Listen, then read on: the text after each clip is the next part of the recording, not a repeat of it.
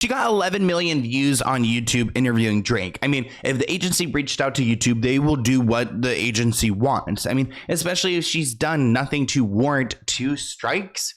Where did that come from? Bobbi actually mentions that she missed her daughter's first birthday to interview Drake in his bed, which I guess she was betting on this being a career-changing moment, which it was. This report claims that having Drake on her podcast significantly impacted Bobbi Althoff's numbers and fame. The episode with Drake boosted Bobbi's podcast briefly to the #1 podcast in the world, leading to a surge in her subscriber numbers and profile. Despite the episode being deleted later on, the exposure and attention from having Drake on her podcast elevated Bobbi's status from a mid-level influencer to a widely recognized personality. Let's talk a little bit about this falling out with Drake, because even though this was a monumental moment, she missed her daughter's first birthday, she ended up deleting all of her videos that involved Drake on TikTok and on YouTube. These two actually unfollowed each other on social media as well, so let's talk about this feud. Online rumors spread that Bobbi was headed for divorce after allegedly sleeping with Drake. In August, Bobbi appeared on the BFF's podcast with Dave Portnoy, where she broke character, revealing details about her podcast. After her appearance, David helped spread the rumor about Bobbi sleeping with Drake by saying that he asked her about the rumor and claiming that she wouldn't comment publicly. Actually, a clip was going viral of Dave recounting the exchange while recording a show, seemingly misleading his audience, saying, "I asked her, I DM'd Bobbi, she's like, I'm not commenting on that publicly," David says before his words are bleeped. Savannah's like, I heard that Bobbi slept with Drake and is getting divorced, so I asked her. I DM'd Bobbi. What? You asked her, did you sleep with Drake and are you getting a divorce? Yeah. She's like, I'm not commenting on that publicly. Wait, so you just outed her? Oh. You just outed her not public comment? Now let's talk about this clip a little bit more. The fact that he bleeped words made it seem like he revealed something major, but then Bobbi exposed the full conversation on her IG story. She also revealed that she didn't even want to do the Drake interview, making people feel like she was being very ungrateful and spoiled. So now that the Drake interview's gone and there's bad blood, she's saying I didn't even want to do it. Yet you're not even recognizing that he's kind of the reason for your success, or at least the level of success that you've reached at this time. David wrote in his text, "My girlfriend says you hooked up with Drake and got divorced. I'm saying that's not true," he wrote. Bobbi clearly denies the rumor, writing, "I'm not commenting on that publicly, but off the record, you're right, that is not true." Bobbi opened the Instagram stories post in question by writing, "I did not want to do this podcast in the first place, and now there's so much negativity coming from it." Now the rumor is that Drake tried to hit on her, or they had hooked up, and it was fueled by the fact that Drake claimed that he would, quote, do it, end quote, when Bobbi asked him if she's his type in their podcast episode. Am I your type? I'd do it.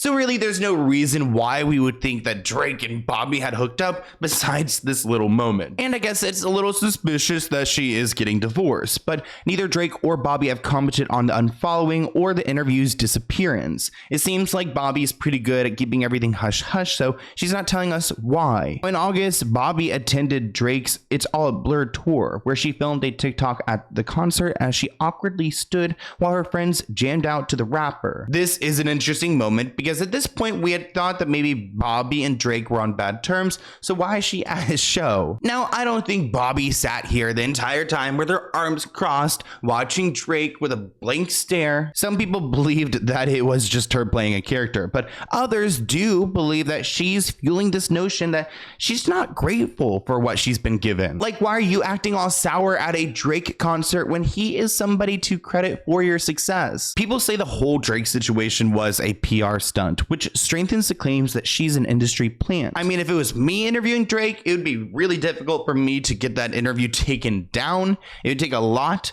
So maybe this has been part of the plan from the jump, and it makes it even more interesting. During the interview with Drake, she was flirting a lot, which made people come at her for, quote, cheating on her husband, end quote, and basically acting single, which I do think that this mentality that she has when she's, talking to people, it's part of the character, but you also have to acknowledge that she is married. She's got kids at home. So is she acting inappropriately? Would her husband be uncomfortable by this interview? After Drake's interview, she went on to interview big names like Tyga, Mark Cuban, Offset, Shaq, and Lil Yachty. Another reason why I'm personally getting annoyed with Bobbi is that she keeps complaining about these interviews. I mean, interviews are hard to get. You're getting some big names.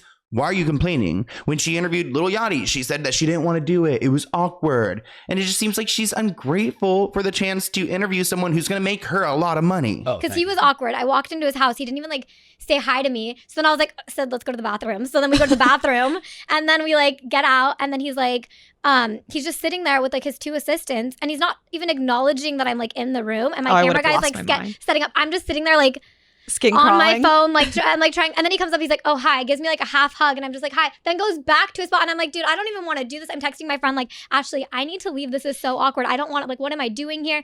And then she's like, lean into this during the interview, like call it out. So then during our interview I was able to be like, why did you do that? Like why did you make me? Now, Bobbi definitely goes into these interviews pretty confident. I mean, I would also feel awkward if Lil Yachty had me walk into his home and did not even acknowledge me as a person. But another reason why people hate on Bobbi is because it seems like she shits on her podcast guests. I mean, sorry for the lack of better words, but she's interviewing these people, taking time out of their day, and then just hating on them in front of their face. She's acting like this satirical character, but she doesn't really know them. She's putting on this fake persona and claiming that she has no idea about them, that they are irrelevant, and almost like it's a chore for her to even be there. It all just seems phony. It seems fake. At one point, she claimed that she never heard a Drake song, claiming that she doesn't know who Lil Wayne is, claiming that she doesn't know who Offset was before she interviewed him, claiming that she doesn't know who Young Thug was. It puts a bad taste in people's mouth because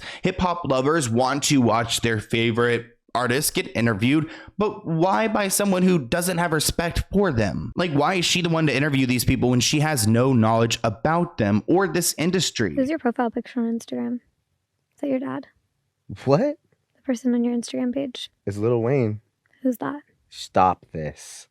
Who's Lil Wayne? Stop this.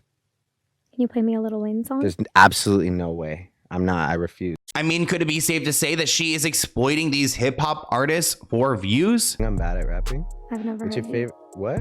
Hmm. You've never heard. What? Maybe on the radio, your music. You've never heard. You were gonna say you've never Any of heard your a Drake music? song? No. Ever. Not that I can think Never of. heard a Drake song. Can you sing one?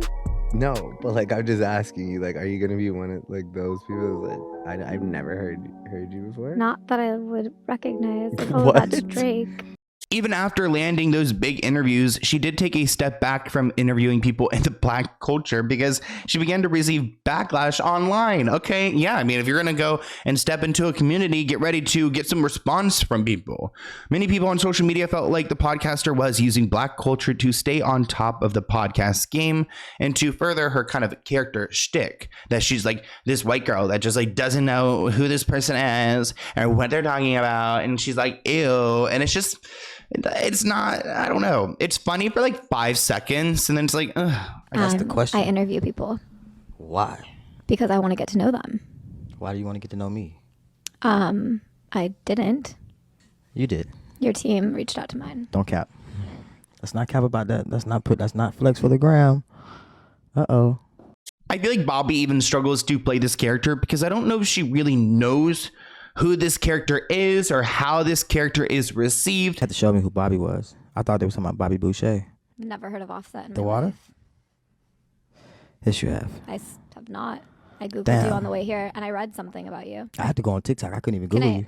It is funny that Offset said that he couldn't even Google her, that he had to go onto TikTok. But yeah, it's like, you know, what is she competing like for? Like, who's the more important person? Who's the, you know, who's going to be humbled the most in her interview? Now, Funny Marco was the second guest on her podcast series, and he was a big hit. Not as big as Drake, but definitely a huge hit for her channel. And he says that back when she interviewed him, she was different. I mean, she had that, you know, too cool for you mentality, but she also wanted to get to know Funny Marco. She said when watching, you know, Bobbi interview people like Offset, she's so disrespectful, dismissive. She clearly doesn't want to get to know them, doesn't care to get to know them, and it reads on camera. And it's harder to enjoy if you're a fan of Bobbi's this kind of content because it's not funny. The problem was kind of like it shifted because on my page she got introduced as, I don't know, like, but I want to know type of girl. Like, I don't know about this, but I want to know. And then now it's like,